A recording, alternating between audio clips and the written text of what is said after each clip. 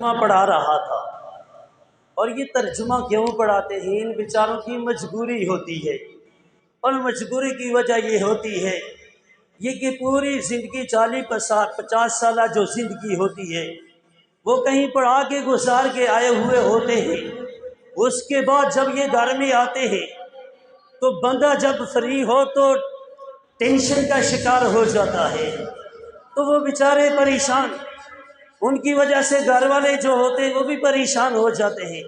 چونکہ 40 سال تو پروفیسر صاحب صبح جاتے تھے، شام کو واپس آتے تھے، اب تو یہاں سے ہلتے ہی نہیں، یہاں ہی بیٹھے رہتے ہیں، تو گھر والے بھی تنگ ہوتے ہیں، پریشان ہوتے ہیں، بچے بھی پریشان ہوتے ہیں، پروفیسر صاحب خود بھی ٹینشن کا شکار ہو جاتے ہیں۔ تو پھر وہ قرآن مجید لے کے بیٹھ جاتے ہیں اور کاپی پنسل لے کے بیٹھ جاتے ہیں، ترجمہ لکھنا شروع کر دیتے ہیں۔ باقی گرامر کا نہیں پتہ، قرآن کی حقیقت کا نہیں پتہ، قرآن کیا کہتا ہے، اس میں کون سا صیغہ ہے۔ ایک پروفیسر صاحب کے بارے میں ہے کہ وہ ترجمہ پڑھا رہے تھے، 21واں سپارہ، پہلی آیت ہے، اس میں ہے ان الصلاۃ تنہی عن الفحشاء والمنکر، کہ بے شک نماز بے حیائی اور برائی سے روکتی ہے۔ یہ تنہا جو لفظ ہے یہ عربی کا ہے، اور اس کا معنی ہے روکنا، منع کرنا، اور پروفیسر صاحب وہ اردو والا ترجمہ کر رہے ہیں، کہہ رہے ہیں ان الصلاۃ